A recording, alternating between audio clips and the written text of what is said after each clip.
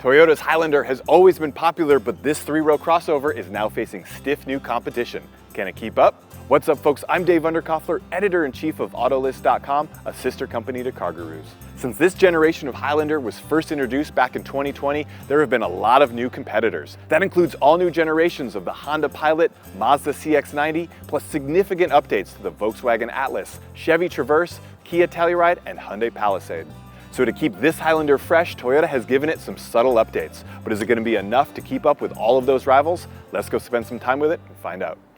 All right, let's check out the exterior of this Highlander. Though there have been some updates under the hood, the styling overall really hasn't changed all that much, which is fine. This is a good looking, pretty sleek and futuristic crossover. I do like that. The color you see here is called Cypress. It's a really nice metallic green. I love this color. It's a great alternative to the blacks and the grays and the whites you see so much these days. The model we're testing is the Limited. So as you see here, the all-wheel drive version stickers for about $50,000.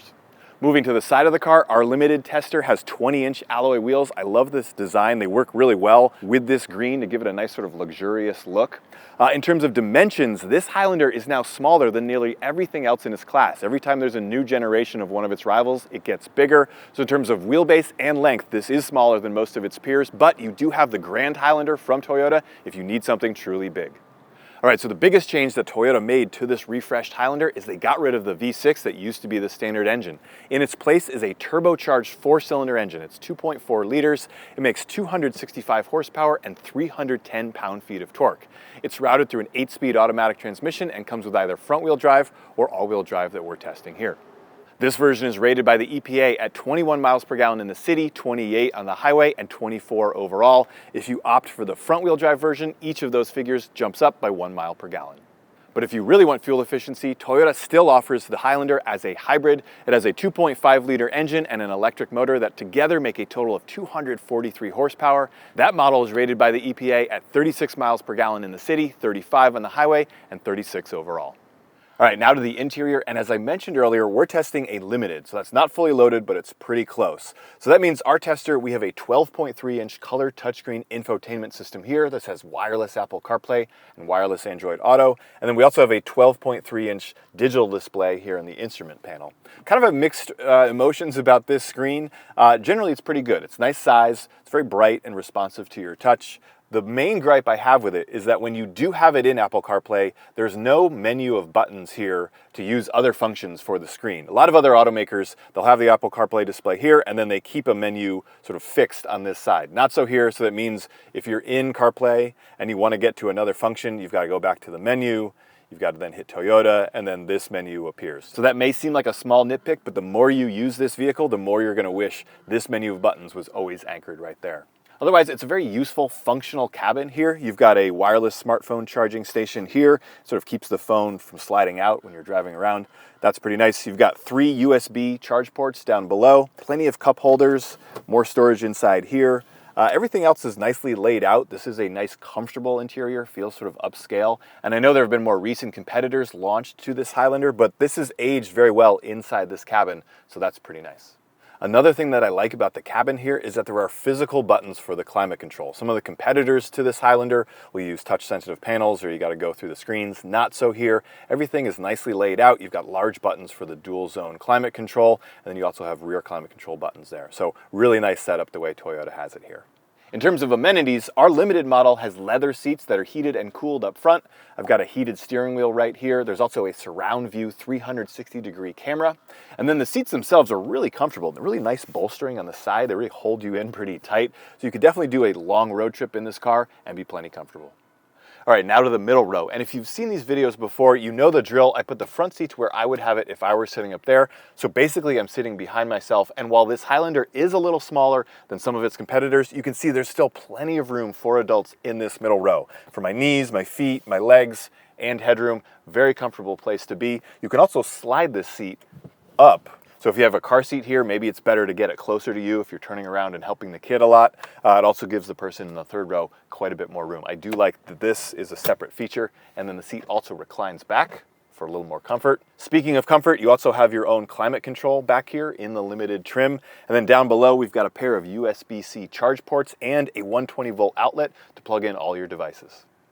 Last but not least, the floor down here is fairly flat, so an adult could sit in this middle row without it being a penalty box. And for the little kids trying to take a nap, you do have a sunshade. All right, now to the third row access, and before we do, I just want to show you something about this seat. If you're a parent like me and you usually have a car seat in the second row, you can't leave it there because when you do, it would be in the way to fold this seat out of the way. Some of the competitors to the Highlander, this seat actually folds up and out of the way without collapsing, so just something to consider if you're always going to be getting back here, but you want a car seat here. All right, now let me get back here. Got the seat folded here. I actually haven't tried this yet, so bear with me. Pull this seat back. So this seat is where I would have it if I were sitting there. So now there's basically 3 of me in a row. I'm 6'1". It's pretty tight. It would work. My head's definitely hitting. There's not a lot of room for my feet to go anywhere. And again, my knees are up kind of high. So previously, the tight space back in this third row of the Highlander might have been a knock against it, considering you've got the Kia Telluride, the Hyundai Palisade, and the Honda Pilot that all offer more room back here. But now that there's the Toyota Grand Highlander, if you really need that space, that's the model to choose. Otherwise, this third row in the Highlander will certainly work for carpool duties with kids or adults in a pinch.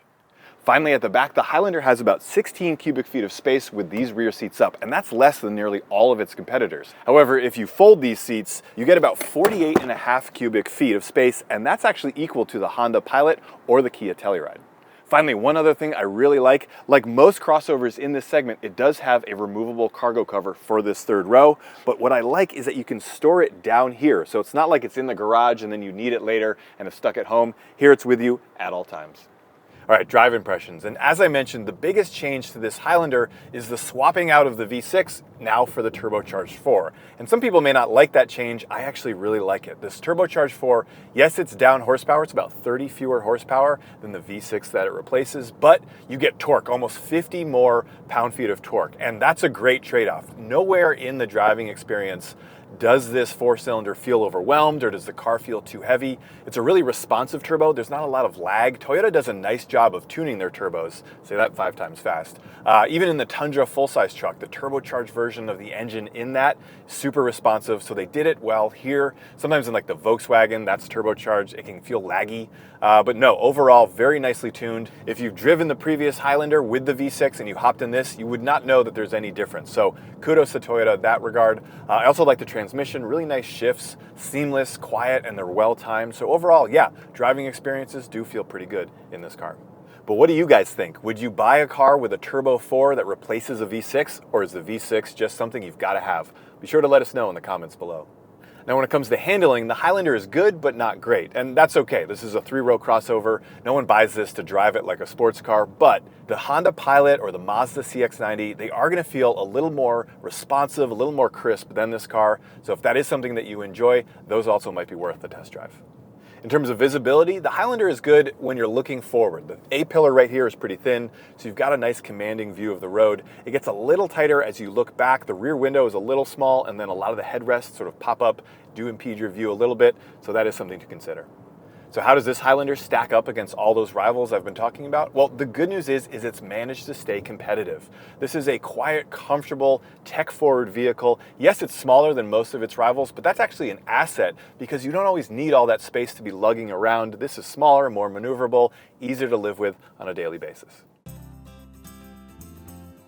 All right, folks, there you have it, our look at the 2023 Toyota Highlander. Pros, well, we like the stylish design. It's aging really well. You can get a hybrid in this, unlike most of its rivals, and there's a nice suite of active safety features and tech inside. Cons, well, the turbocharged 4-cylinder engine that's now available here doesn't quite have the fuel economy improvements that you would expect over the V6.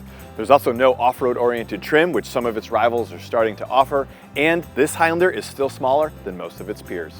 So for reviews or listings of this Highlander or anything else you're shopping for, new or used, be sure to check out CarGurus.com. And before you go, like and subscribe to this channel so you can get alerts on all of our future updates.